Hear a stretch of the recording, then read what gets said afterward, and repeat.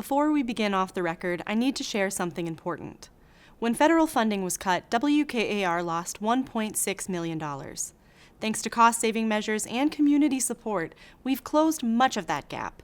But we still face a $500,000 shortfall, and we can't finish the job without you. Your financial support keeps programs like Off the Record freely available to everyone in Mid-Michigan. How can you help? Become a sustaining donor today. Already a sustainer? Please consider increasing your monthly contribution. Visit WKAR.org/OTR to donate, or click the link in the description. Now, Off the Record.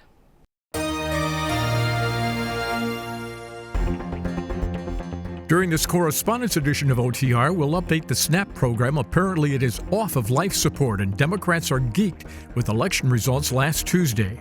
And what are the political ramifications for the governor's race and the U.S. Senate race in our state? For the answers, we'll hear from Kyle Malin, Jordan Hermany, Lily Gwinney, and Bill Ballinger. Sit in with us as we get the inside out. Off the Record.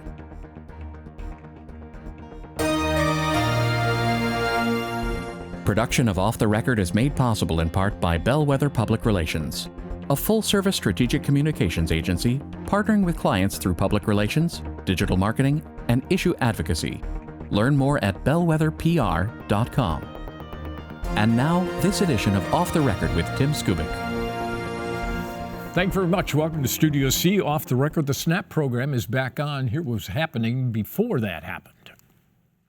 Lawmakers just love to spend your tax dollars on so-called special projects back home, such as, for example, repairing public swimming pools. However, the House Republican Speaker would love to get his hands on some of that so-called pork barrel spending to help feed some 500,000 children and their families, as opposed to fixing a cricket playing field somewhere. I think that's a great place to look. Yeah, I mean, there's a lot of pork barrel spending. Some of these projects, what has a better benefit for people, right? The cricket field or feeding people that are very hungry. Now that President Trump is restoring only about half of the SNAP money food benefits, the head of the statewide food bank program reports more and more hungry people are moving more and more food off of their shelves. Dr. Knight explains the food banks want to be fair to all regions of the state in this distribution. I think a good estimate would be between 30 and 50% increase right now.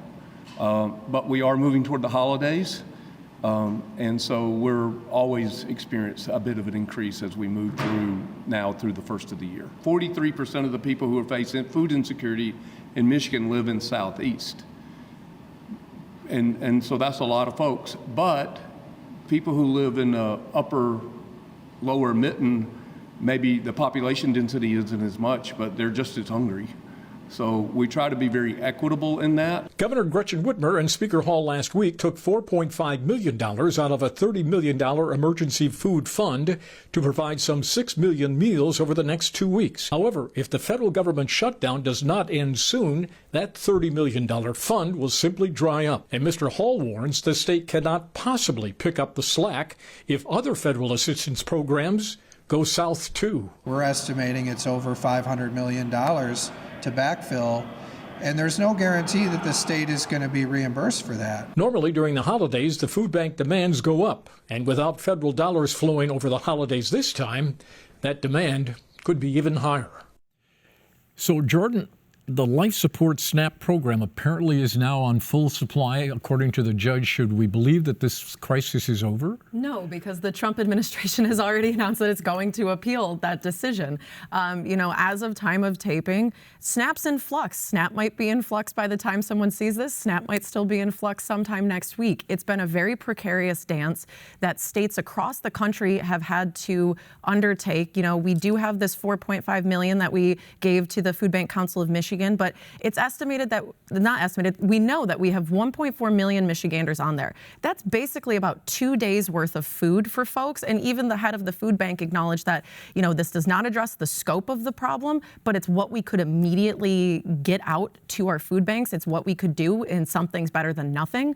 And I have a feeling that this is not going to be the last time that we hear about this, unfortunately. Well, the government's still shut down. Yeah. The federal government is still shut down. We still don't have any signs that it's opening anytime soon. I mean, maybe the fact that we're all standing at airports looking at each other may eventually move the needle. Speak for yourself. But who knows? I mean, apparently canceling SNAP benefits isn't inspiring the folks in Washington, D.C. to move. I don't know if the cancellation of WIC will do it or if LIHEAP will do it. And we are heading into winter here, and people may not be able to get their LIHEAP dollars to pay for their energy bills. I don't know what is it. And so, this is going to be a continuous issue as long as the federal government stays shut down. Oh, wait a second. The head of the health department said you're going to get your full SNAP benefits. She issued a press release.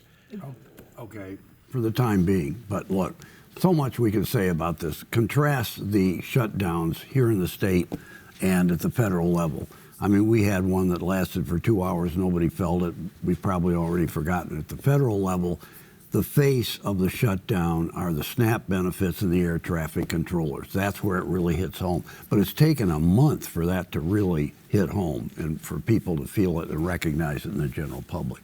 And I want to emphasize that release that we got last night from DHHS, that's entirely, it's the boat made of paper, right?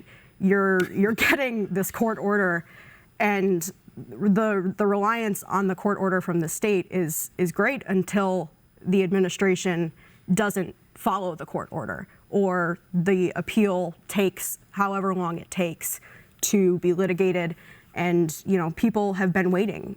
They waited through the first proceedings for the last week. And, those food benefits, they're tangible, right? You have people who are saying it's been a week, we're a week in November, where are the SNAP benefits? Well, and you even think about just the tug of war that's been going on with this. It went from that SNAP benefits had halted November 1st, then it was they're going to be coming back this coming Saturday, but only at half. Then it was actually it's coming back at 65%. Then it's no, you're actually going to get them fully funded. No, wait, the president's appealing that. Mm-hmm. How, as a family, do you plan? Even if you're only, 2 parents and a kid, you still have to figure out your food budget. And we, again, have 1.4 million Michiganders. That's like 1 in 10 people in this state who rely on these kinds of benefits. What kind of ability? Yeah, sorry. Kids, it's almost 500,000 children who are SNAP beneficiaries. Right. So when you hear those arguments about, well, maybe this will inspire people to go get a job, are you seriously advocating for children to get out into the workforce? A lot of these people do work. Some of these people are disabled. Many of them are children. For the folks who are SNAP recipients, this does not enable them to plan. This does not enable them to adequately set their budgets. And it does, like Kyle points out, with other credits ending, because of the shutdown soon, or just not being funded at the rate they should be funded, it just sends things into an even bigger tizzy than it is right now. And the private or the charities can't be the permanent stopgap. Phil Knight. Phil Knight was really great at that press conference yesterday and explaining that we're going to do the best we can and we're going to fill in here for this week, next week, and maybe for a month or whatever. But we can't be the permanent replacement. We can't replace SNAP. And so if the idea in Washington or anywhere among Republicans is that this entitlement is something that the federal government really shouldn't be involved in the first place, and we should try and push it off onto charities, and we're going to use this shutdown as a way to try and figure out how else we can provide food, Phil Knight said we just can't do it. Well, they may take a 15th vote today in Congress that by the time people see this will solve the problem. Kyle, when the speaker spoke about talked about going into the pork barrel to feed the people, you smiled. How come? Well, because now you're smiling again. Well, I did because I apparently got your attention. I liked where you were going with that, because here we don't have any food, and so we're going to reach into the pork barrel in order to get pork to give to people. And of course, that just is right in his wheelhouse. The Speaker of the House has been able to... He would love to do that. Oh, yeah, because he's been able to use that as a foil for his entire term. That here's all this money that legislators have used on their own districts, and you can say squandered, and he's been able to use that messaging to a T as leverage on the Senate Democrats, and now you can say he can use it to help feed people. My goodness, it's the gift that keeps on giving. But how realistic is that? I mean, and I guess this is a question I'm more than willing to expose my ignorance perhaps on this, but he can say all he wants that he wants to reach into the pork barrel spending, but that's been allocated in the budget. Are there contracts associated with some of these things? Are people already spending, expecting that, if they are, for instance, like a behavioral health facility getting some money out of the budget, have they already spent some of those dollars? It's a nice thought that yes, we do have these project spendings. He brings up like the cricket field and things like that. We have these projects that you could ostensibly take money from, but is that as easy in reality? I agree, but if I was a consultant to a legislator who had a $20 million project going on home, I'd go to them and say, you know what? Tell the people that you're going to not do that project and give it to the poor. Do you think that would play? Yeah, I think it would play. It's a great issue, but to answer your question, what Hall is saying is not going to happen. You know that. Billy, we all know that. And not to mention, too, to Bill's earlier point, this shutdown could be over. And today. Yeah. And today. I hope it does, frankly. The people have been going on with this enough. We're already in the longest shutdown in history. What more is needed here? Lily, what do you think? And I think what, to the point that wherever you pull, you're pulling from something else. And what the speaker Cricket field, food. This is not a close call. Okay, this is not a close call, folks. Let's look to the federal government. Let's look to the Trump administration, which told us this week and last week that it would not pull from Section 32 tariff revenue funding to supplement the SNAP contingency funds because it says it's using that to fund WIC and I want to say school lunches. And, I'm not a federal budget expert by any means, so I can't say to what degree that is totally true that they're using those funds to backfill during the shutdown, those programs. But I do think that, when you start to get into the conversation of, I want to pull from this to supplement this, to do this during a shutdown that is, like Jordan said, please, God, please, temporary, you're gonna start to nip and tuck in areas that might come back to bite you. And I'll be interested to see, if we start to pull, like, the speaker is suggesting, and it starts with the cricket fields, right? And you have, this, I'll say sort of pie in the sky idea of, we're gonna just pull. I don't think lawmakers will ever actually do it because I don't see it happening, but we're gonna pull. And we will save what happens down the road. Right? I don't think we get to that point, but it's an interesting twist to the story. Will you give me that? For sure. Yeah, I mean, I'll take whatever I can get. We don't know how long the shutdown's going to last. We have to go there. We may have to go there. Anything happen if we're here by Christmas. Yeah, there you go. All right, let's turn to what happened on Tuesday. And the Democrats are absolutely, positively geeked. They think the war is over. They've won, and this is premature, isn't it? To think that Donald Trump is a liability in a year out in a governor's race. Results? Yeah. Yeah, I mean, come on. I mean, this is... But that's their storyline. Yeah, I understand. This was a referendum on Donald Trump. This is a referendum on voter excitement right now. And the bottom line is Democrats are more excited than Republicans right now because they've had an entire year to go and do their protests, do No Kings, do their various activities, and get people excited about the fact that Donald Trump is not a great president in their opinion, and they want to go out and blow off some steam. So if that means that we're going to Virginia and New Jersey and some other areas and we're going to go cast our votes, then that's what we're going to do. I don't think it's necessarily a referendum on what can happen in 26 because that's going to be a completely different environment. Well, we have a set-up piece from Steve Mitchell, the pollster, who basically says exactly the same thing. Roll the tape. Democrats are definitely in a victory lap mode following what they are calling a blue wave at the polls this week in 6 states where Democrats did quite well and where the Democrats say this was really a referendum on the performance of Donald Trump. For his part, Mr. Trump says the Democrats won because he was not on the ballot to drag people into office and because of the government shutdown. Michigan veteran pollster Steve Mitchell says, yes, it was a referendum on the president. I think that they're absolutely right. I think this was a referendum on President Trump. So does that mean if you're one of the 7 candidates or so running for governor in 2026 that maybe an endorsement of Donald Trump is a hex? The president continues to hold, however, his solid base of 35% support in Michigan, and they are with him no matter what. So Mr. Mitchell explains with Republican candidates such as Mike Rogers, they need that Trump base to win. So he does not expect any Republican candidates in Michigan to ditch Mr. Trump in the wake of what happened this week nationwide. I think it's still too early to say that Donald Trump is going to be an albatross around the neck of the Republican candidates. Here in Michigan, it is unsure, it's uncertain at this point. Tim, it's just too far away. It is assumed that Democrats, such as State Party Chair Carter Sertel, will continue to play the Trump card, hoping to motivate voters to get to the polls to vote against the president's policies. Meanwhile, Mr. Trump won last time by getting more African Americans and Hispanics to vote for him. Yesterday, however, many of them came back to the Democratic Party. Is that a trend or a blip? Well, it depends on whom you ask. Billy, what's your take on this? My take is that the death of the Democratic Party has been greatly exaggerated. They've shown a pulse in the election last Tuesday. They swept the board, really. And honestly... But in blue states.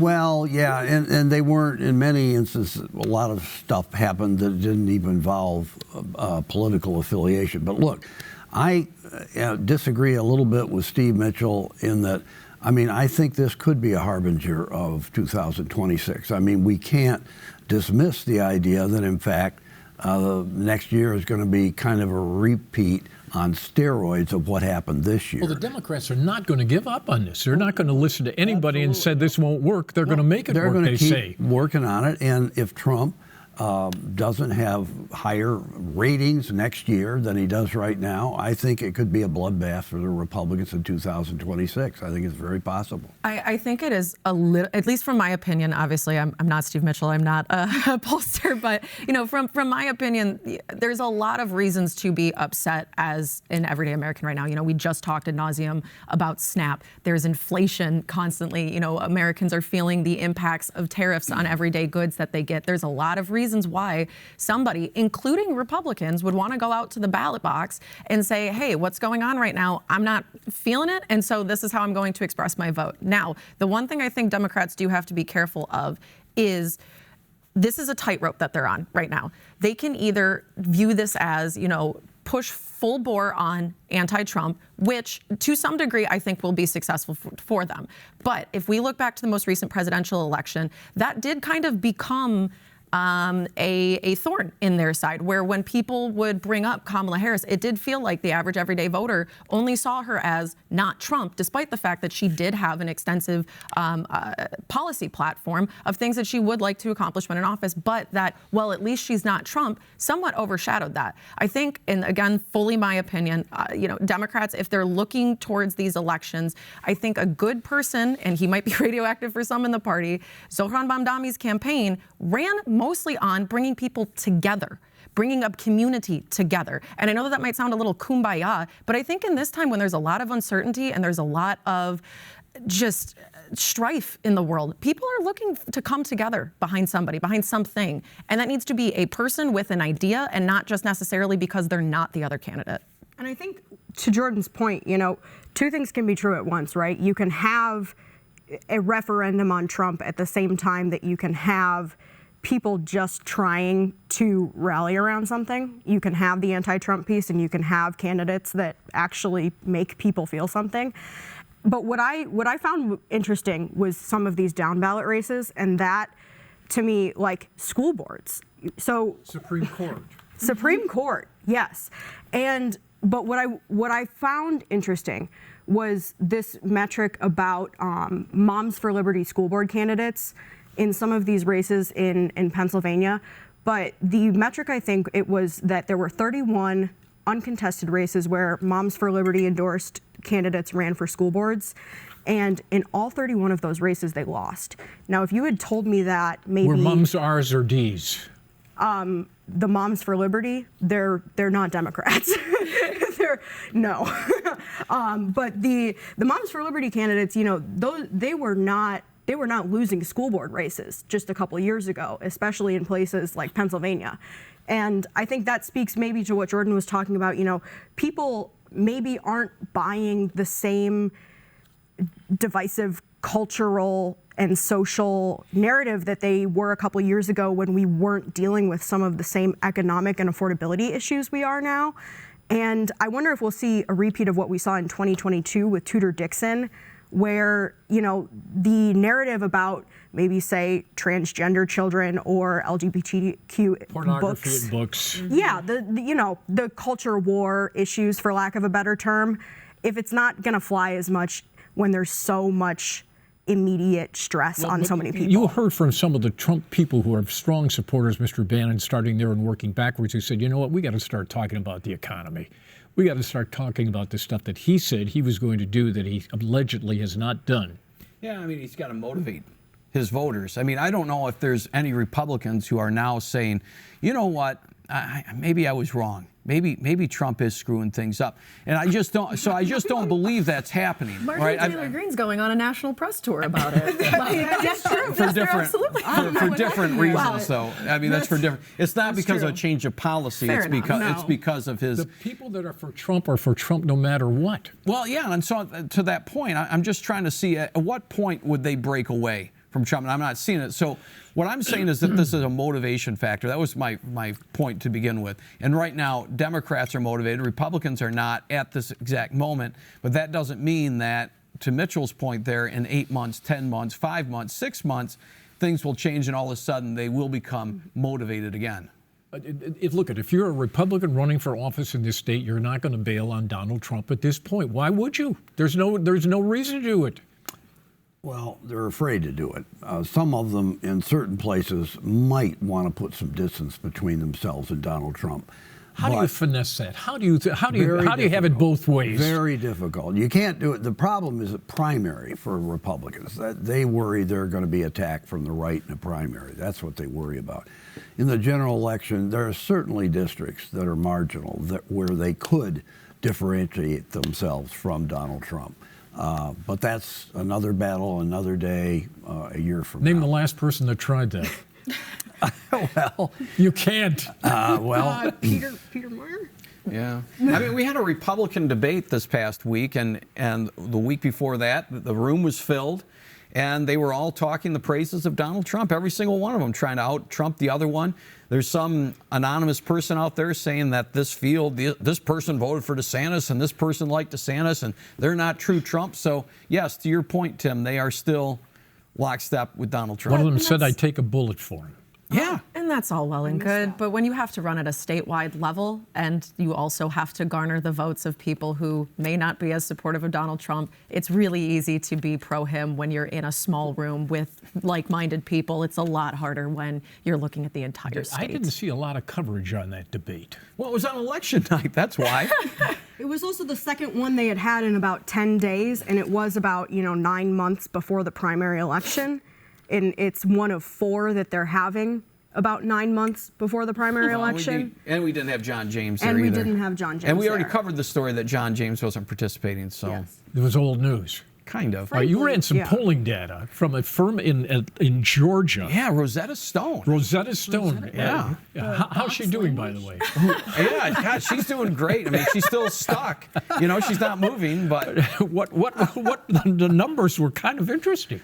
Yeah, they were. I mean, they kind of validated what we've kind of thought. Jocelyn, can I just interrupt? Who gave you that story? I just got a press release. I mean, I wish I could say. I wish I could say. Nobody called you up and said we got some hot news on it. Okay, I know. Right. Somebody just. I don't even know who this person is. I was going to say, for the viewers back home, maybe we should probably explain a little bit about what this polling data even is. So Rosetta Stone is just like Steve Mitchell. I mean, he's somebody. Yeah. There's somebody who are hawking their goods and their abilities to poll, and so this is just a free flyer to tease people and say, hey, we exist. What did they say? They say Jocelyn Benson's running away with the Democratic nomination. It's pretty much over. What about the Republicans? The Republicans had John James up. Mike Cox was in double digits. He was like 13. But introduce whose name and the dynamics changed. Tudor Dixon. They said they put Tudor Dixon's name in there. That's why I'm suspicious. Okay, Tudor Dixon said she's not running.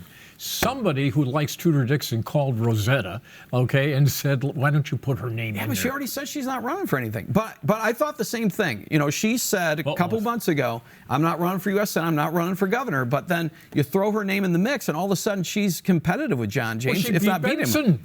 Yeah, I know. So maybe they got a knock on her door. I don't know. But it said at the bottom of the press release this was not paid for by any particular candidate. It had the disclaimer right at the bottom. So Usually you don't have to put that disclaimer on polling data. Unless you're worried about it.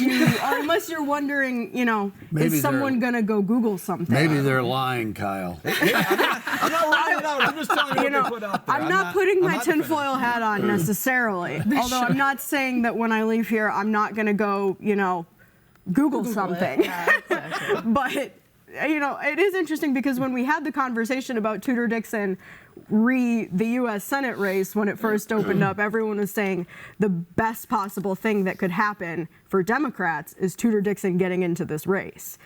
And could you get a poll without paying for it? Is there some in-kind contributions that might have been exchanged? You know what I'm asking? Yeah, it's very possible. Look at the line. Okay, it's not all inclusive, but I digress. Let's go to the MEDC. Yeah. It's on life support, but now the governor and the speaker said, I'm not going to take it away. Yeah, well, even Mike Duggan, when he was on this show back in the summer, he said, Needs to be improved. He said, well, the MEDC is not functioning properly, and I know how to fix it, as you can imagine. He said, SOAR, we ought to do away with. And that, this alphabet soup economic development stuff is just Greek to the general public. They don't really understand the differences between the strategic fund and, MEDC and everything else. But this is a big issue, and by the way, there's going to be a big event November 13th in Flint next Thursday, 7 o'clock. We're going to have Dan Kildee, John Cherry, state senator now, talking about the whole idea of state subsidies for economic development, taxpayers' funds. They call it cash for jobs. Is that a good idea? And you can see the legislature backing away from that. This is like... you talk about bipartisanship. We've got a bromance going between a progressive Democrat, Dylan Wiegela, and Steve Carra, conservative, arch-conservative from and that Southwest. had been going on for a while. I remember Steve Johnson in the House and Yusuf Rabi, who could not have been more polar opposites on literally every issue, coming together to decry corporate welfare. And to the concept of the cash for jobs things, I say this, I think, every time it comes up, but, we did some reporting on that. We found that the states basically created about 20% of the 65,000 jobs that they said that they were going to create through this. So Guess what? It's hard to sell. Guess what? It's time to go watch football. Okay. Oh, my goodness. Thank you for watching Off the Record. Thanks to our great panel. Hopefully we made some sense here today. Yes? Yes. I hope so. I think so, too. I think he scored a touchdown. There you go. Michigan State's not going to. See you next week for more OTR. Thanks for tuning in, folks. Production of Off the Record is made possible in part by Bellwether Public Relations, a full-service strategic communications agency partnering with clients through public relations, digital marketing, and issue advocacy. Learn more at bellwetherpr.com. For more Off the Record, visit WKAR.org. Michigan public television stations have contributed to the production costs of Off the Record.